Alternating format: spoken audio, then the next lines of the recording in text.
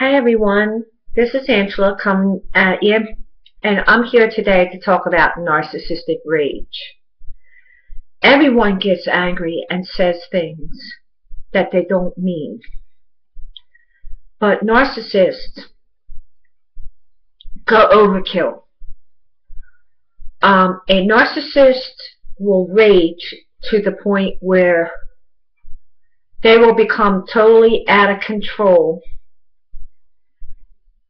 with their words and their actions, to the point where it's shocking and it's basically horrifying. Like how do I explain this? Okay. The best way for me to explain this to you is to give you an example of an incident that I had with my mother. Now, this story that I'm going to tell you happened on Easter Sunday 1995. And in this story, I want to prove two things. Number one, a narcissist will, if they find out some deep secret about you, they will hold on to that secret and wait just until the right time to use it to rage against you. Now, after I tell you this story, I want to ask you something, and I ask you to put this in the comment below. What I'm telling you is the truth, and if you believe that my mother's a narcissist because she was never diagnosed, okay, I want you to type, yes, your mother's a narcissist, in the comment section below. It's just like something that kind of reassures me that I'm not wrong. It assures me that I'm doing the right thing of staying away from her. Okay, let me explain what happened. In my previous video, I explained that I had a very close relationship with my dad's mother, my grandmother, and my mother was always jealous of that relationship. Not only that, my mother was jealous of my grandmother, period. It's like my mother wanted to be the person who my grandmother was, but in reality, she was not. And people knew this, and they did not like her. The people that knew both my grandmother and my mother knew what my mother was, and they didn't like her at all. I'm talking about family members as well as friends. Anyway, okay, one thing I want to say about my grandmother and my family in general, where my grandmother was a devout Roman Catholic to the day she died. I mean, she was the epitome of Christianity when it came to the religion, okay? She got married to my grandfather at age 16, stayed married to him for 55 years, went to church on Sunday, every Sunday, never ever said anything bad or derogative about my mother. Matter of fact, she used to defend her, saying, oh, she's not right in her head or whatever, she's still your mother, you gotta love your mother. That type of person. Just a good woman. And my mother used to crap all over her. But the one thing that was the core of my grandmother's personality was the religion. And one thing about the Catholic religion is Catholics are very much against abortion. Other Christian religions are too, but the Catholic religion is very outspoken and just totally against abortion and birth control and abortifax. Okay, now this is not a video to discuss pro-life or pro-choice. Okay, this is a video to discuss an event that happened in my personal life that is very difficult for me to share with you, but I'm doing this to show you, to make a point and to show you something. I was married at age 17 and I had 2 children by the age of 19. We can all guess why I got married at age 17. We're not going there in this video. Anyway, by the time I was 20 years old, going on 21 years old, no, I was 21 going on 22, sorry, I found myself pregnant with my third child. I did not want to stay with this man. He was abusive. He had narcissistic traits himself, and basically I found myself in a very bad position. And this was in 1988. So I made a choice after finding out when I was 6 weeks pregnant to have an abortion. And in the present day, I don't believe in abortion on account of what happened during that time, but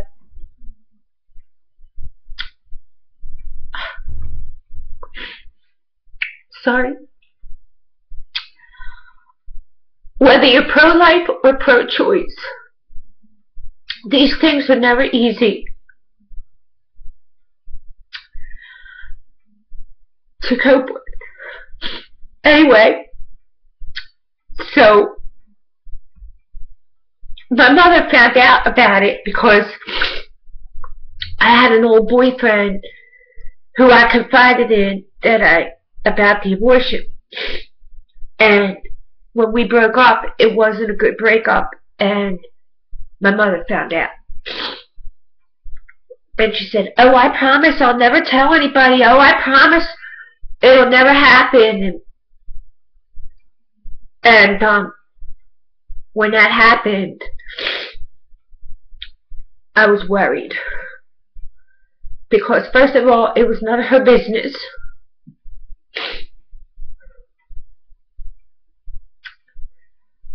Secondly,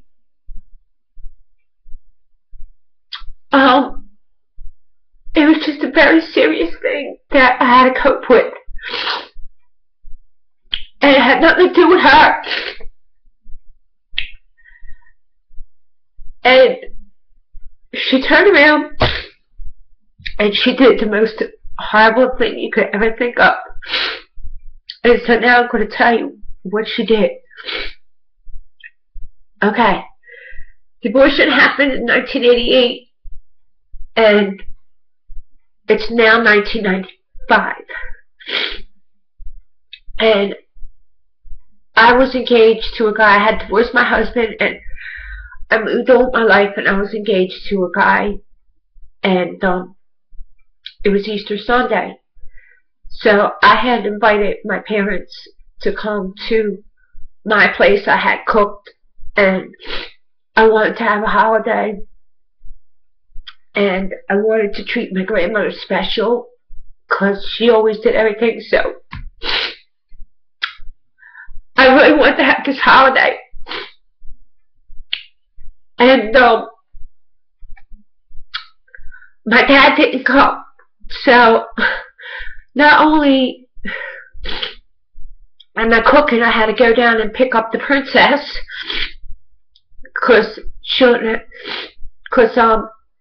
you know, I had to go pick her up, and I picked up my grandmother and my aunt, who were also, so everyone was in the car, and my mother started spouting off, starting shit, like she always does, and, excuse me, and just becoming the center of attention, you know, being really negative and starting shit. And then that's when I got set off and we started to get in a fight. And I remember my grandmother's in the car, and so is my aunt. And I said to her, you know, it's like I can never have a holiday with you, you know, with anything with you. It's like you always got to start some shit. I said to her, you know what? I said, I can remember all the times as a child, you never made me a birthday cake. You never cooked a holiday meal. You never cared about me. You turn around, and I'm like going on and on, throwing things in her face about how badly she hurt me as a child. And I said to her, thank you very much for ruining my day. And she turned around, and she just got into this rage, and her response was, "And thank you very much for having an abortion, bitch." So I immediately slammed on the brakes. I dropped her off at the nearest bus stop, which was a bus that would have taken her right home. It was not raining, it was not snowing, it was not cold, and it was not windy out. And I said, "Get the F out of the car. Get out!" So I was crying so bad because she not only hurt me, she hurt my grandmother.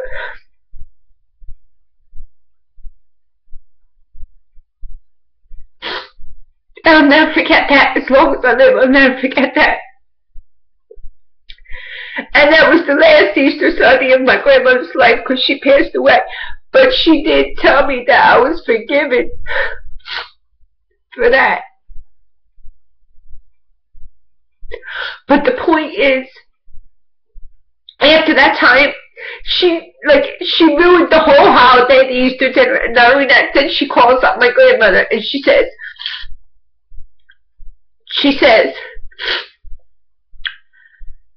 "What a terrible person I was. I bumped her on the street, and she, viciously attacking me, totally oblivious to the fact that what she said hurt my grandmother. Forget about me. She really hurt my grandmother on Easter Sunday of all days. A holy and religious person."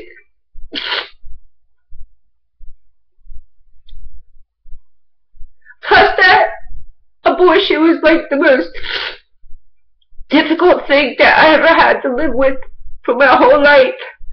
Being a Catholic and doing something like that out of desperation. Maybe if she had been the mother that she should have been, it would have never happened, but it did. Because I couldn't cope with any more stress. And I wanted to, and I even thought about giving the baby up for adoption, but my ex-husband, who was so abusive, wouldn't have it, and I didn't want the child to suffer. Way too toxic.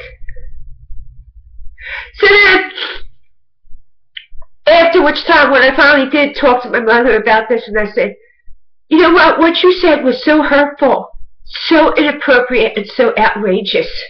I hope that you're proud of yourself." She turned around and said, "Oh, that's nothing. Lots of women have abortions." Now, I'm going to ask you something. You, the person who's watching this video, can you honestly sit there and say that this woman is not a narcissist? Thank you for watching my video.